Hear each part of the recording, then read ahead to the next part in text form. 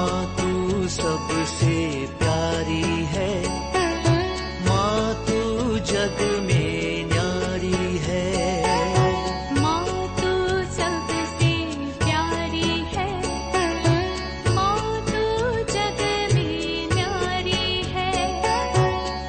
अपने आंचल में रखना, अपने आंचल में रखना। हमें वरदानों से भरना। माँ तू सबसे प्यारी है, माँ तू जग में न्यारी है। माँ तू सबसे प्यारी है, माँ तू जग में न्यारी है। पिता, पुत्र और पवित्र आत्मा के नाम पर आमीन। आप सबों को जय यीशु। हम लोग कल इस्राएल का नॉर्थर्न पार्ट का जो राजाओं के विषय में क्लास शुरू किया। उसके अंदर 930 में सुलेमान के मृत्यु के बाद उनके पुत्र रहोबाम जब राजा बना, इस्राएल दो भागों में विभाजित हुआ। यूदा रहोबाम का साथ दिया, लेकिन बाकी गोत्र उनका विरुद्ध चला गया था। तो वहां पर नाबाट का पुत्र जरोबाम राजा बनता हुआ हम लोगों ने देखा। वो 22 वर्ष राजा रहा। उसको जरोबाम का डायनास्टी कहते हैं। उनका मृत्यु के बाद उनका पुत्र नादाब राजा बना। केवल 2 ही वर्ष वो राजा बना। और कल के क्लास में हमने देखा उसका वध बाशा नाम का व्यक्ति ने किया। बाशा है अहिजा का पुत्र है, इसाकर ट्राइब का है, अहिजा का पुत्र है। तो हम लोगों को ये घटना राजाओं का पहला ग्रंथ अध्याय 15 वाक्य 27 में पढ़ने के लिए मिलता है। तो आज हम लोग बाशा के जो डायनास्टी है उस डायनास्टी के विषय में पढ़ाई करेंगे। तो जहोराम का डायनास्टी खत्म हो चुके पर अभी हम लोग यहां देखते हैं बादशाह डायनास्टी शुरू हो रहा है।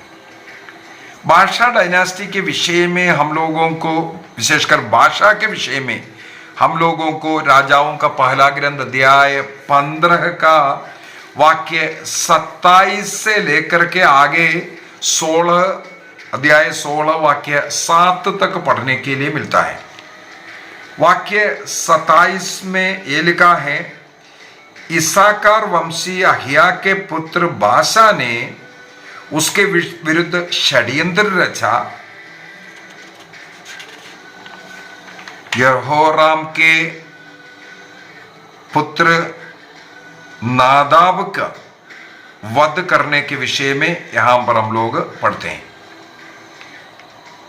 और उसे फिलिस्तियों के नगर गिब्बतोन में उस समय मार गिराया जब नादाब और सभी इस्राएली गिब्बतोन को घेरे हुए थे। यूदा के राजा आसा के शासनकाल के 3रे वर्ष में बादशाह उसका वध कर करके वो स्वयं राजा घोषित किया। इसका मतलब यूदा में उस समय पर आसा राजा था। और यूदा राजा आसा के साथ भी इस बादशाह हमेशा लड़ाई करता रहा। ये भी हम लोगों को पढ़ने के लिए मिलेगा। और साथ ही साथ यरोबोआम का जो खानदान है, उनके डायनास्टी में जितने भी उनके घर में जितने भी लोग हैं, सबका वध करने वाला व्यक्ति भी है बादशाह। क्या कारण है? ताकि यरोबाम का कोई भी व्यक्ति अभी राजा नहीं बनना चाहिए, वो डायनास्टी समाप्त कर रहा है। तो बादशाह उनका पुत्र का वध करना ही केवल नहीं, बल्कि उनके घराने का सबों को इन्होंने वध किया। राजाओं का पहला ग्रंथ अध्याय 15 वाक्य 29 और 30 में हम लोगों को ये पढ़ने के लिए मिलता है। वहां पर लिखा हुआ है, राजा बनते ही उसने यरोबाम का घराने के सब लोगों को मार गिराया, मार दिया। यरोबाम द्वारा किए गए उन पापों के कारण इस प्रकार हुआ है। यरोबाम ने क्या किया? देव मूर्तियों का, विशेषकर सोने का बछड़ा बना करके इस्राएल का पाप का कारण बना। दान और बेथेल में 2 जगहों पर मूर्तियों का, सोने का बछड़े का मूर्ति रख करके उसकी पूजा करवाया। इस पाप के कारण उसके डायनास्टी को और उसके पूरे खानदान को बादशाह के द्वारा नाश कर रहा है, नष्ट कर रहा है। बादशाह के विषय में राजाओं का पहला ग्रंथ अध्याय 15 वाक्य 27 से 16वां अध्याय वाक्य 7 तक हमें पढ़ने के लिए मिलता है। और उसी प्रकार इतिहास का दूसरा ग्रंथ अध्याय 16 में वाक्य 1 से 6 तक भी पढ़ने के लिए मिलता है। राजा बादशाह का माँ कौन है ये बाइबल में कहीं भी हमें पढ़ने के लिए नहीं मिलता, लेकिन पिता का नाम अबीजा है और वो इसाकार वंश का है, ये लिखा हुआ मिलेगा। बादशाह ने अपना कैपिटल, राजधानी तिर्सा बनाया और करीब 24 वर्षों तक वहां वो राजा बना रहा।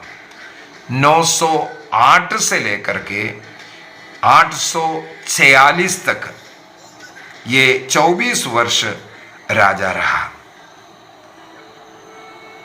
अध्याय 16 का वाक्य 2 में हम लोगों को पढ़ने के लिए मिलता है,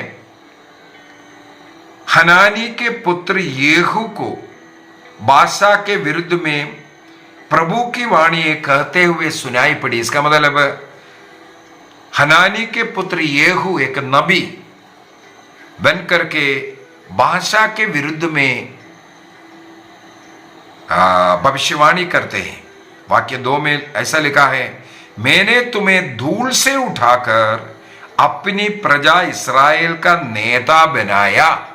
इसका मतलब ईश्वर की इच्छा था यरोबाम का खानदान, उनका वो डायनास्टी खत्म हो जाए, और ईश्वर ने बादशाह को इसाकार ट्राइब से चुन करके, इसका मतलब चुना नहीं, मतलब उनका अनुमति मिला।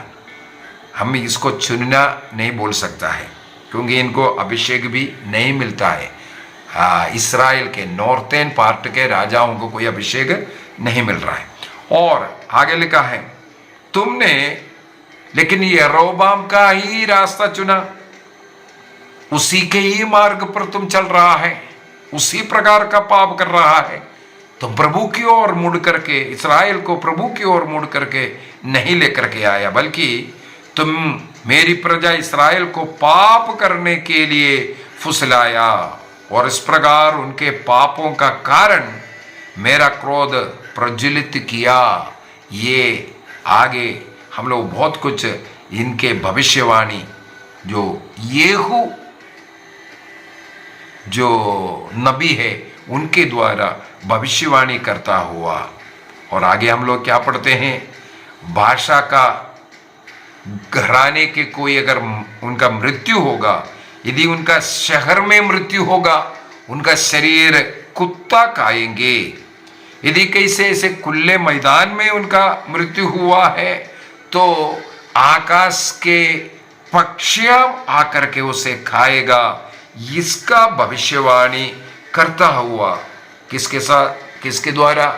ईश्वर ने नबी येहू के द्वारा। वाक्य 4 में हम लोग ये पढ़ सकता है।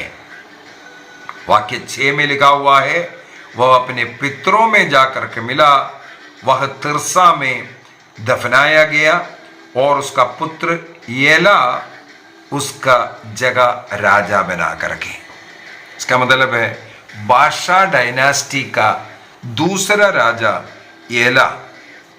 इनके विषय में हम लोगों को राजाओं का ग्रंथ अध्याय 16 वाक्य 6 से लेकर के 14 तक जगहों पर पढ़ने के लिए मिलेगा।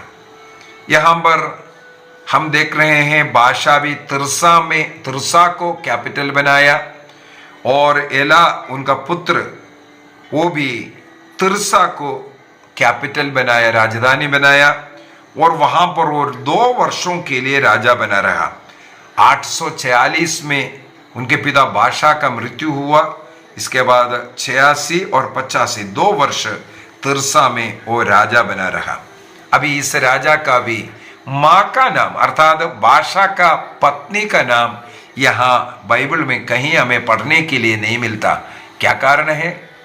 ये नॉर्थर्न राजा ईसा मसीह के उस रास्ते में नहीं आ रहा है, इसी वजह से। और माता मरियम के साथ उनका कोई संबंध नहीं है, और ईश्वर के द्वारा अभिषिक्त भी नहीं है।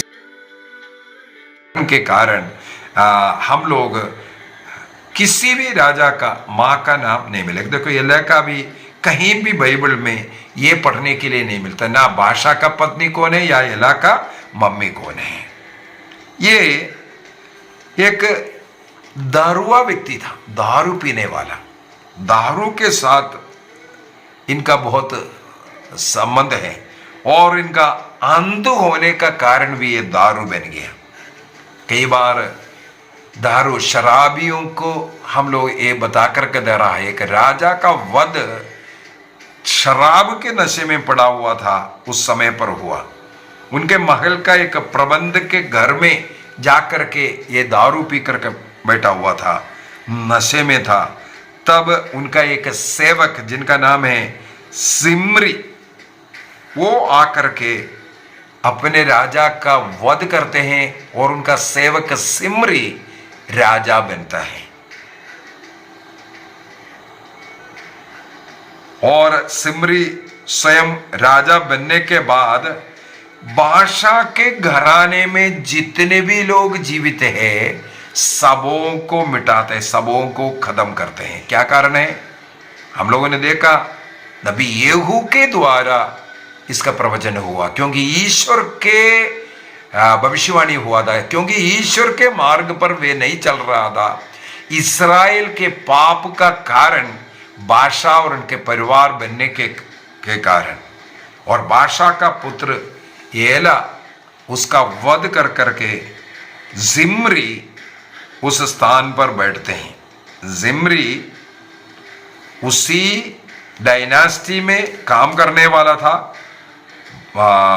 एला का एक सेवक था।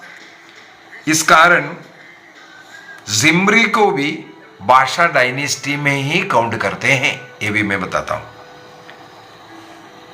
जिस प्रकार नबी येहू के द्वारा भविष्यवाणी किया था, इस प्रकार वो वहां पर पूरा हुआ। और एला के विषय में भी यही लिखा है, ईश्वर के नजर में ये भी बुरा कर्म कर रहा था, अपने पिता के समान, या नाबाट के पुत्र यरोबाम के समान जीने वाला व्यक्ति था। तो यरोबाम का नाम हमें जहां कहीं भी पाप होता है वहां पर देखने के लिए मिलेगा। अभी जिम्री के विषय में हम लोगों को बाइबल में अध्याय राजाओं का पहला ग्रंथ अध्याय 16 वाक्य 9 से पढ़ने के लिए मिलता है। वाक्य 9 से पढ़ने के लिए मिलता है। वहां पर जिम्री आदि रथ सेना का एक अध्यक्ष था, और एला के विरुद्ध में वो षड्यंत्र रचते हैं। जब वो तिर्सा में अरसा नाम का जो महल का प्रबंधक के घर में नशे में था, तब उनका वध करता हुआ। और येहू के द्वारा भविष्यवाणी सब पूरा किया, यह सब वहां पर हमें पढ़ने के लिए मिलता है। जिम्री के विषय में वाक्य 15 से 20 तक हम लोगों को पढ़ने के लिए मिलता है। ये बादशाह के परिवार के सभी लोगों को मार डालते हैं। तब फिलिस्ती लोगों के साथ युद्ध चल रहा था गिब्बोत में। तब जिम्री बादशाह के घराने को सब नष्ट करते हैं, मार डालते हैं, क्योंकि ये आधा सेना का सेनापति है, रथ सेना का अध्यक्ष है। तो लोग उनके जो कम से कम दोस्त लोग, जो फौजी लोग, सैनिक लोग, उनका साथ दिया। इस प्रकार वो राजा बनकर के बैठने का इतिहास हम लोगों को वाक्य 15 से 20 तक पढ़ने के लिए मिलता है। लेकिन जब ओमरी राजा बना है, ये जब पता चला, सिमरी जब राजा बना है करके पता चला, तब ओमरी, वो भी आर्मी कमांडर है, उसको पता चल गया ये सिमरी राजा का हत्या कर करके राजा बन गया है। तब ओमरी ने क्या किया, उसके साथ जितने भी लोग था और इस्राएली लोग, उनको सब इकट्ठा कर करके वो गिब्बोत पहुंचते हैं। और गिब्बोत में लड़ाई चल रहा है, वहां से तिर्सा पहुंचते हैं।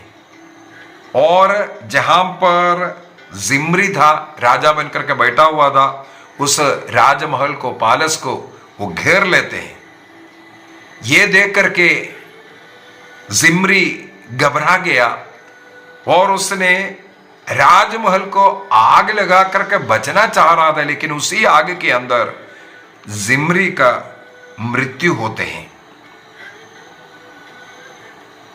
इस प्रकार उस समय पर जिम्री के सपोर्ट करने वाले कुछ लोग और ओमरी के सपोर्ट करने वाले कुछ लोग, नॉर्थ भाग में भी एक प्रकार हम बोल सकते हैं, एक प्रकार का विभाजन हुआ।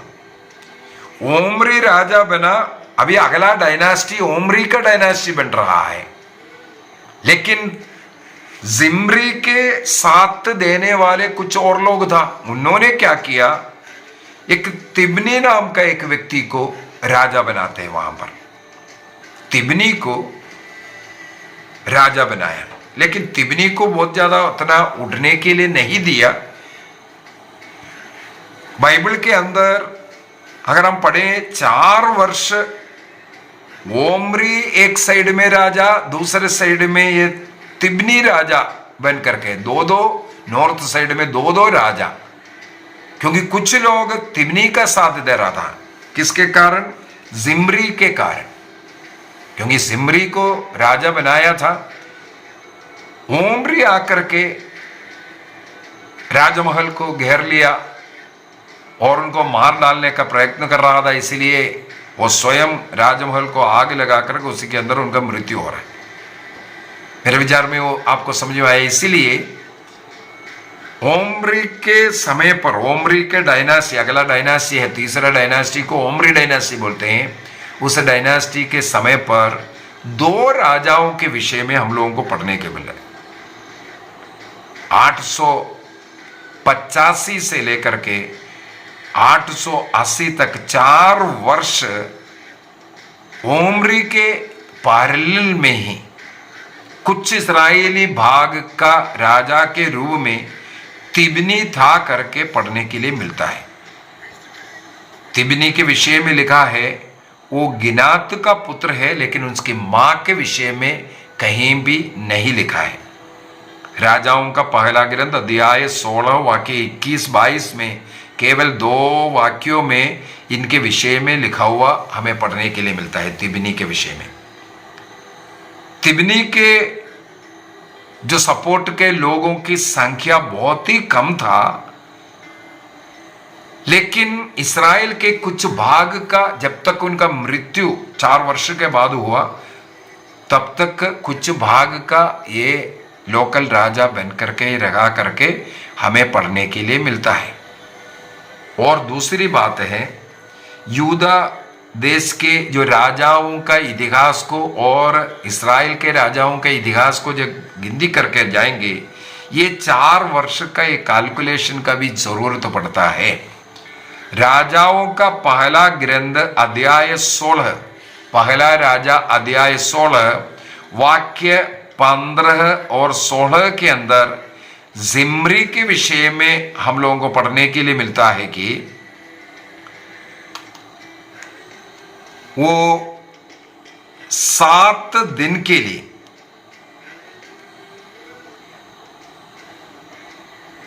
और यूदा के राजा का 27वें दिन में, 27वां वर्ष में वो राजा बनकर के रहा करके पढ़ने के लिए मिलता है। मैं थोड़ा सा पढ़ लेता हूं। राजाओं का पहला ग्रंथ उसके अध्याय 16 वाक्य 15 और 16 में लिखा है, यूदा के राजा आसा के 27वें वर्ष जिम्री ने तिर्सा में 7 दिन तक राज्य किया। और उसी प्रकार राजाओं का पहला ग्रंथ अध्याय 16 में वाक्य 23 को पढ़ेंगे। वाक्य 23 को वहां पर पढ़ने के लिए मिलता है, यूदा के राजा आसा के 21वें वर्ष ओम्री इस्राएल का राजा बना। उसने 12 वर्ष तक राज्य किया। उसने तिर्सा में 6 वर्ष राज्य किया। इसके बाद उसने 2 मन चांदी के कर शेमेर के समरिया की पहाड़ी खरीदा और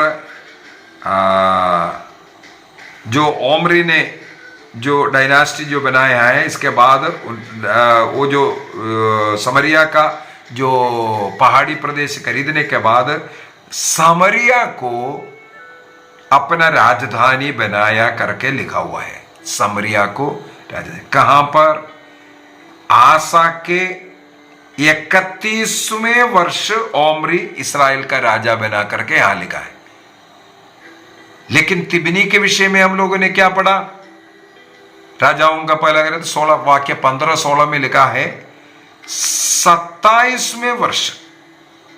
इसका मतलब 27वें वर्ष से लेकर के 31वें वर्ष तक का जो 4 वर्ष को तिबनी राजा बना है करके विश्वास करते हैं। मेरे विचार में आपको ये बात समझ में आया होगा। 2 जगहों का 2 वचन को उठाना पड़ता है। राजाओं का पहला ग्रंथ अध्याय 16 वाक्य 23 से हम लोगों के उठा सकते हैं। इसलिए तिबनी का शासन काल को 885 से लेकर के 880 तक माना जाता है। और ये जो हम लोग बिब्लिकली प्रूफ कर रहा है, हिस्टोरिकली प्रूफ करने के लिए भी मुश्किल है, क्योंकि ये पैरेलल था। कहीं कहीं तो ये तिबनी का नाम इस्राएल के जो नॉर्थन पार्ट के राजाओं के लिस्ट में भी हम लोगों को देखने के लिए भी मिलता नहीं है। अभी अगला हम लोग जाते हैं ओमरी डायनास्टी के विषय में। इस ओमरी डायनास्टी में ओमरी कैसे राजा बना हम लोगों ने देखा। बादशाह का पुत्र जब एला जो दारू पीने वाला था, उनके दारू नशे के समय पर सिमरी नाम का व्यक्ति उसका वध करके सिमरी राजा बना। और उस सिमरी के विषय में हम लोगों ने देखा केवल 7 दिन वो राजा बना रहा। इसके बाद वो अपना महल को आग लगा करके मर रहे हैं। उस समय पर इस्राएल का नॉर्थ पार्ट 2 भागों में विभाजित होता हुआ, वहां पर तिबनी के विषय में लिखा हुआ है, तिबनी शासक बना करके। और इतिहास में कितना समय तक कहे करके हमें पढ़ने के लिए नहीं मिलता है, क्योंकि उनके पूर्वज जो सिमरी के विषय में अध्याय 16 का वाक्य 15 में लिखा है, वो केवल 7 दिन, क्योंकि वो एला जो बादशाह के पुत्र का वध कर करके वो राजा बना, लेकिन उनका भी घेराबंदी कर करके उनको जिम्री को राजा बनकर रहने नहीं दिया। तब इस्राएल के कुछ लोग तिब्नी को राजा बनाया, और एक सुन करके उस समय पर का आर्मी कमांडर था ओमरी आकर के हम लोग देखते हैं इस्राएल का राजा बन रहा है। और ओमरी के विषय में ये भी लिखा है, उसने ओमरी का डायनास्टी का एक खासियत है, समारिया को, इस्राएल का राजधानी समारिया बनाने वाला व्यक्ति है ओमरी। तो ओमरी डायनास्टी में हम लोग जा रहे हैं अभी। ओमरी डायनास्टी के विषय में और विशेषकर ओमरी के विषय में हम लोगों को राजाओं का पहला ग्रंथ अध्याय 16 का वाक्य 15 से लेकर के 28 तक हमें पढ़ने के लिए मिलता है। 15 से लेकर के 28 तक इस ओमरी के विषय में पढ़ने के लिए मिलता है। वो तिरसा में 6 वर्ष, ये हम लोगों ने पढ़ करके सुना है।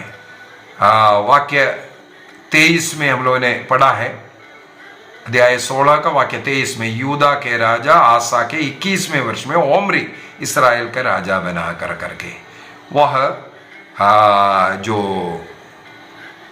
तिरसा में 6 वर्ष वो शासन किया। इसके बाद उसने समारिया खरीदा, वहां किला बना करके समारिया में उसने राजधानी को शिफ्ट किया। इसके बाद हमें मालूम है नॉर्थर्न पार्ट का, इस्राएल का नॉर्थर्न पार्ट का राजधानी समारिया बनाया। कौन बनाया? ओमरी ने बनाया। उसने वो पहाड़ी प्रदेश को खरीद करके। ओमरी कौन था? इस्राएल का मिलिट्री कमांडर था बादशाह के समय से, और उनका पुत्र एला के समय पर भी वही ओमरी सेनाध्यक्ष था, मिलिट्री कमांडर था। समारिया नाम का जो जगह, सेमेर नाम था उस जगह का, सेमेर से समारिया नाम आया, सेमेर से समारिया नाम आया। ये हम लोग वाक्य 24 में पढ़ सकते हैं, अध्याय 16 का वाक्य 24। इसके बाद ये ओमरी ने 2 मन चांदी दे करके सेमेर से इस स्थान को खरीदा। इसे सेमेर से समारिया नाम आया है, सेमेर से समारिया नाम आया, क्योंकि उस व्यक्ति से ये जगह खरीदा था, उससे समारिया नाम आया। और ओमरी के विषय में भी लिखा है, वो भी जरोबाम का रास्ता, उसी मार्ग पर चलने वाला व्यक्ति था, तो पाप करने वाला व्यक्ति था। इसके बाद उनका मृत्यु होता है 12 वर्ष के बाद। उनका पुत्र, ओमरी का पुत्र आहाब राजा बनते हैं। ओमरी का पुत्र आहाब राजा बनते हैं। आहाब राजा बना 874 में, करीब 22 वर्ष वो राजा बना रहा समरिया में। 853 में उनका मृत्यु। ओमरी का पुत्र आहाब, उसके विषय में, उसके कारनामे के विषय में राजाओं का पहला ग्रंथ अध्याय 16 वाक्य 29 से लेकर के अध्याय 22 वाक्य 40 तक बहुत ही ज्यादा अध्यायों में आहाब के विषय 29 से हम लोग पढ़ने के लिए मिलता है। उसने सीदोनियों के राजा यतुबाल की पुत्री, सीदोनियों का राजा यतुबाल की पुत्री इजबेल से विवाह किया। बाल देव का सेवक बनकर उसकी पूजा करना शुरू किया। बाल देवता, अशेरा देवी सब इस्राएल में इनके द्वारा आया। बाल देवता, अशेरा देवी सब आने का कारण यह है। जब इजबेल बाल देव का मंदिर देखता था, राजा आहाब अशेरा देवी का कूटा बना करके उसकी पूजा अर्चना करना शुरू किया। इस प्रकार राजा आहाब और उनकी पत्नी इजबेल के द्वारा इस्राएल में मूर्ति पूजा, बाल देव और अशेरा देवी का मंदिर बना करके मूर्ति पूजा कराने वाला व्यक्ति बन गया। इसलिए अध्याय 17 के अंदर हम लोगों को नबी एलिया के विषय में पढ़ने के लिए मिलता है, इनके विरुद्ध भविष्यवाणी करने वाले नबी एलिया के विषय में। और इनके इस समय पर वाक्य 34 में हम लोगों को पढ़ने के लिए मिलता है, हिएल नाम का एक व्यक्ति, बेथेल के हिएल नाम का एक व्यक्ति इनके शासनकाल में यरीको का पुनर्निर्माण किया। यरीको का पुनर्निर्माण करना मना किया हुआ है जोशुआ के ग्रंथ में। जोशुआ का ग्रंथ अध्याय 6 वाक्य 26, जोशुआ चैप्टर 6 वर्स 26, बहुत ही महत्वपूर्ण वचन है वो। यहां पर हम लोग राजाओं का पहला ग्रंथ अध्याय 16 वाक्य 34 में पढ़ते हैं। उस जोशुआ के द्वारा जो भविष्यवाणी किया था उसी प्रकार यहां पर यरीको का पुनर्निर्माण जब शुरू किया, उनका पहलौटा पुत्र आबीराम का मृत्यु होते हैं जब उसका नींव डाला, और जब उसके लिए फाटक का निर्माण किया उस समय पर उनके छोटे पुत्र सबूब के मृत्यु होता है। तो 2 पुत्रों का मृत्यु नून के पुत्र योशुआ का जो भविष्यवाणी के अनुसार होता हुआ, ये भी कब? आहाब के राजा बनकर रहने के समय पर यह घटना भी हम लोग पढ़ने के लिए मिलता है। इसके बाद इन्हीं के समय पर ही एलिया के विषय में एलिया सूखे का भविष्यवाणी करते हैं, जब तक मैं नहीं कहूँगा तब तक अगले आने वाले वर्षों में ना तो ओस गिरेगी, ना तो पानी गिरेगा, ना बारिश होगा। इसी प्रकार हम लोग देखते हैं 3.5 वर्षों तक पूरा सूखा पड़ गया पूरे इस्राएल में। और करीत घाटी में एलिया जाते हैं। इसके बाद आगे ईश्वर ने उन्हें सरेप्ता के विधवा के पास भेजता हुआ। ये सब कहानी हम लोगों को मालूम है, मैं वहां पर नहीं लेना चाहते हैं। इसके बाद वो वापस आकर के आहाब के परिवार, उनके पत्नी जसबल्ला के द्वारा अशेरा देवी और बाल देवताओं की पूजा करवाने पुजारी के विषय में हम लोग पढ़ते हैं। बाल देवताओं के 450 पुजारी हैं और 400 अशेरा देवियों का पुजारी है। राजमहल से ही उनका देखभाल हो रहा है।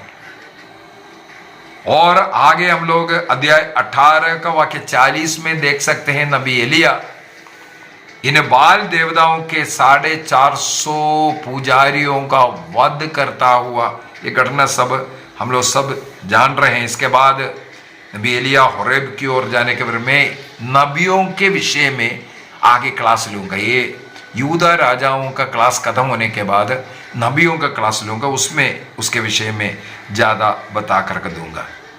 जब एलिया जाते हैं वहां पर ईश्वर ने उनसे कहते हैं तुम जाकर के आराम के राजा के रूप में हजाएल को बनाओ सीरिया राजा, और इस्राएल के राजा के रूप में येहू को अभिषेक करो, और तुम्हारा आगे आने वाले नबी के रूप में एलीशा को, इसका मतलब 3 लोगों का अभिषेक करने के लिए भेजते हैं, क्योंकि इन्हीं के द्वारा इस आहाब के घराने का खत्म करना चाहिए। इसलिए हम लोग यही पढ़ने के लिए आगे अध्यायों में ये मिलते हैं। सीरिया के राजा हजाएल बनते हैं और उनके द्वारा इस्राएल युद्ध, पहले सीरिया के राजा हार गया। इसके बाद हम लोग आगे देखते हैं किस प्रकार उनका वध सब होना इस्राएल को का बर्बादी का कारण ये जो हजाएल आकर के राजा बन करके ये सब हुआ इसके विषय में। और आगे अध्याय 22 के अंदर सीरिया के उस लड़ाई में आहाब का मृत्यु होना और एलिया ने जिस प्रकार भविष्यवाणी किया था उसी प्रकार कुत्ते उनके रक्त को चाटता हुआ, और आगे चल करके उनकी पत्नी जसबेल का भी मृत्यु के विषय में सब आगे हम लोग थोड़ा सा और पढ़ेंगे, वहां पर ये सब हमें पढ़ने के लिए मिलता है। तो ईश्वर ने जेहू को इसलिए राजा के रूप में अभिषेक किया। आगे हम लोगों को जेहू का डायनास्टी पढ़ने के लिए मिलेगा, उसी के अंदर ये सब आ जाएगा। तो राजा आहाब के विषय में मैं जेहू के घराने के डायनास्टी के विषय में जो बताऊंगा और बताऊंगा। अभी आहाब के मृत्यु के बाद जो आहाब के पुत्र अहस्या राजा बनता हुआ हम लोग पढ़ते हैं। अहस्या राजा बना, वो समारिया में 2 वर्षों तक के लिए राजा बना, 853 से लेकर के 852, 53-52 में वो 2 वर्ष राजा बना। उसके विषय में राजाओं का पहला ग्रंथ अध्याय 22 वाक्य 52 से आगे अध्याय दूसरा राजा अध्याय 1 वाक्य 18 तक के जगहों पर हम लोगों को पढ़ने के लिए मिलता है। और आहाब का पत्नी के विषय में लिखा, क्योंकि इनका दोनों का वध होना है, दोनों क्रूर लोग था, इसलिए आहाब ने किससे शादी किया था, इसलिए हम लोगों को इस अहस्या का मां के विषय में हमें मालूम है, क्योंकि जसबेल है अहस्या का। क्यों यहां पर एक राजमाता का नाम आया, वो भी मैं इसलिए बोल करके विशेषकर बोल करके दे रहा हूं, क्योंकि यहां पर हम लोग देखते हैं आहाब और जसबेल मिलकर के इजरायली लोगों को किस प्रकार पाप कराया और उनका विनाश, अंध उनके घराना कैसे नष्ट हो रहा है, इसको बताने के लिए इनके मम्मी का नाम यहां पर आया और जो आहाब के पत्नी के रूप में जसबेल का नाम भी लिखा गया। इसलिए ये एक यहां पर एक जगह पर हम लोगों को इस्राएल के राजा अहस्या का मां का नाम पढ़ने के लिए मिलता है। दूसरा, अहस्या भी अपने पिता आहाब और अपने मम्मी जसबेल के समान पाप कराया। देखो अभी 2 जन का मार्ग दिखाने लगे, केवल पिता राजा का आहाब का ही नहीं, जसबेल के समान भी अहस्या बन गया करके हम लोग देखते हैं।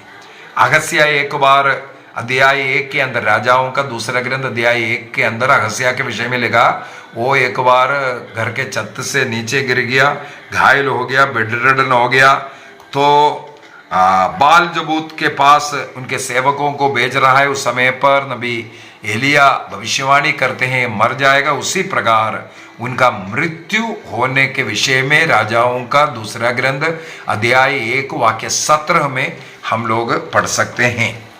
तब उनका भाई, उनका एक भाई जेहोराम राजा बना।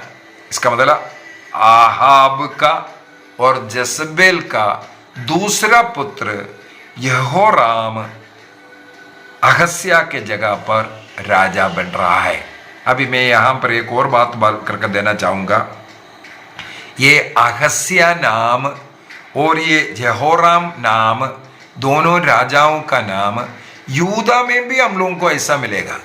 वहां पर यहोराम राजा बना और उनका पुत्र के रूप में अहस्या को भी हम लोग पढ़ते हैं। ये यहोराम के समय पर यूदा राजा भी यहोराम था, ये भी हम लोगों को पढ़ने के लिए मिल रहा है। तो इसीलिए मैंने राजाओं का ये यूदा राजा को अलग किया और इस्राएल के राजाओं को अलग करने के पीछे का एक कारण ये भी है क्योंकि लोग कंफ्यूजन होते हैं। एक लाइन में लिखा है यहोराम ने इतना वर्ष राज्य किया, इसके बाद यहोराम के विषय में कुछ और लिखा हुआ मिलेगा। वो कौन सा? यूदा के राजा यहोराम का विषय में था। यहां पर समरिया में जो राजा, इस्राएल का राजा यहोराम, जो आहाब का पुत्र है, इसके विषय में राजाओं का दूसरा ग्रंथ अध्याय 1 वाक्य 18 में अपने भाई अहस्या के जगह पर राजा बना करके लिखा हुआ मिलेगा। और अध्याय 3 वाक्य 1 से 27 तक, और अध्याय 8 वाक्य 16 से लेकर के अध्याय 9 का वाक्य 26 तक हम लोगों को यहोराम के विषय में पढ़ने के लिए मिलता है। यहोराम के विषय में पढ़ने के लिए मिलता है। यहोराम कुल मिलाकर के 12 वर्ष समारिया में राजा बन करके रहा। यूदा के राजा, इस्राएल का राजा बन करके रहा। और यहोराम के विषय में लिखा है, ये भी यरोबाम के समान, नाबाट के पुत्र यरोबाम के समान पाप के रास्ते में उसी मार्ग पर चला रहा। देखो, नाबाट के पुत्र यरोबाम के समान ये पाप के रास्ता में चला, लेकिन अपने पिता और माँ ने जो बाल का कुंटिया जो खड़ा किया है उसको इसने थोड़ा सा हटा दिया। स्मारक के रूप में बाल का जो कुटिया बना हुआ है उसको इसने हटाया। और इसके शासनकाल के 5वां वर्ष में यूदा में भी यहोशाफाट का पुत्र यहोराम राजा बना। इनके राज्यकाल के 5वां वर्ष में यूदा का राजा, ये इस्राएल का राजा यहोराम है, किसका पुत्र? आहाब का पुत्र। अभी यूदा में भी एक यहोराम राजा बनकर के आ रहे हैं, जो यहोशाफाट का पुत्र, यहोशाफाट का पुत्र। अभी अगला कंफ्यूजन होने का समय आ गया फिर से। इसी यहोराम, कौन सा यहोराम? यूदा में जो यहोशाफाट का पुत्र यहोराम, जो इस्राएल के आहाब का पुत्र यहोराम का शासनकाल के 5वां वर्ष में राजा बना था। वो यहोराम इस्राएल के यहोराम का बहन से शादी करते हैं। उसका नाम है अत्तालिया। ये हम लोगों को बहुत ही महत्वपूर्ण नाम है। फिर से एक बार और बोल करके दे रहा हूं। अभी 2 यहोराम है। नॉर्थर्न साइड का यहोराम जो नाम से हम लोग बोलते हैं, वो आहाब का पुत्र है। नॉर्थर्न साइड का इस्राएल का राजा यहोराम किसका पुत्र है? आहाब का पुत्र और यसबेला का पुत्र। उनका जो भाई हम लोगों ने देखा अहस्या, जो उनका मृत्यु होने के बाद ये राजा बना था। भाई के स्थान पर ये राजा बना। इसके बाद यूदा देश को उठा रहे। यूदा में भी एक यहोराम राजा बन रहा है। यूदा के राजा यहोराम किसका पुत्र है?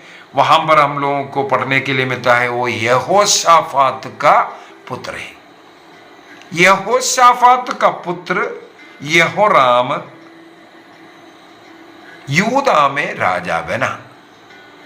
इसका मतलब दोनों जगह पर यहोराम राजा लोग हैं। 2 यहोराम हो गया। अभी यूदा के राजा यहोराम ने इस्राएल के राजा यहोराम के बहन को, अर्थात आहाब के पुत्री से विवाह करते हैं। उसका नाम है अतालिया। इसका मतलब दोनों देश में यहोराम राजा है, नाम है 2 लोग, वो रिश्तेदार भी बन गया। इसके कारण इस विवाह के द्वारा यहूदी लोग और इस्राएल के लोग, ये दोनों पार्ट में मित्रता भी आ गया। यह लेकिन ईश्वर की इच्छा नहीं था।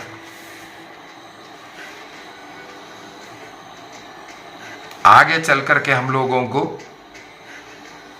उनके कारनामा और ये यहोराम का मृत्यु और वो जो दोस्ती में यहोराम ने क्या किया था, यूदा के राजा यहोराम से दोनों मिलकर के लड़ने के लिए जा रहा है और उनके दोस्ती में आगे चल करके यूदा देश में भी बाल देवता आना, क्योंकि उनके नॉर्थन पार्ट से बाल देवता के पूजा करने वाले के जो अतालिया बेटी को इसने शादी किया। इस प्रकार यूदा प्रदेश में भी बाल देवता अशेरा देवता सब आना, इस कारण ईश्वर और ज्यादा छेड़ते हैं।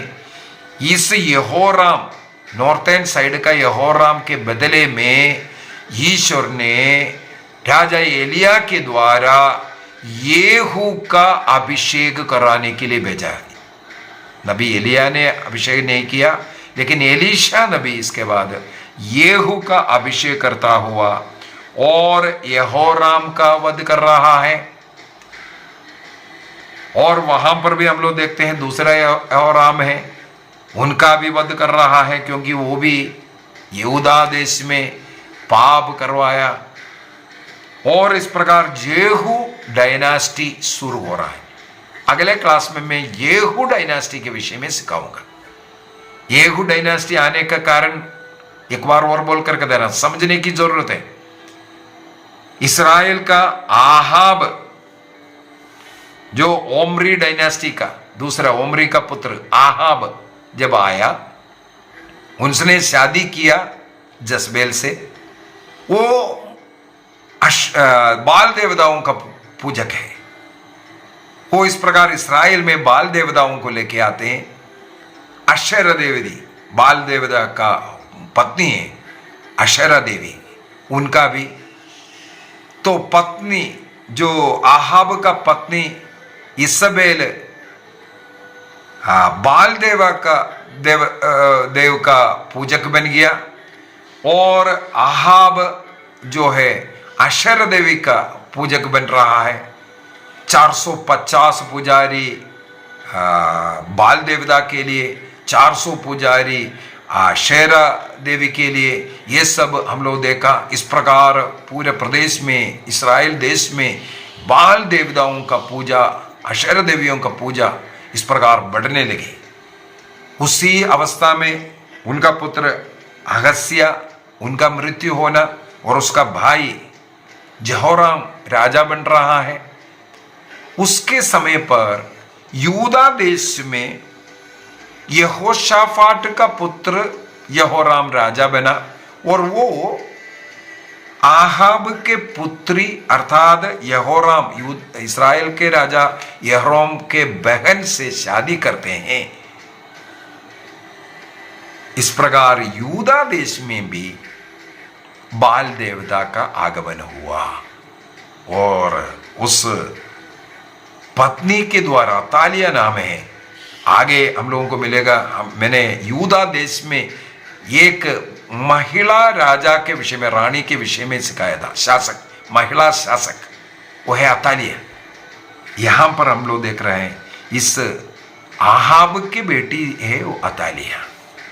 इससे शादी करने के कारण वहां उस यहोराम और ऐसे यहोराम पूजा इसराइलियों से पाप करा रहा है। उनका नाश करने के लिए, विशेषकर आहाब के घराने का नाश करने के लिए ईश्वर ने येहू को नॉर्थन पार्ट में अभिषेक देता हुआ, अभी अगले क्लास में और समझाऊंगा।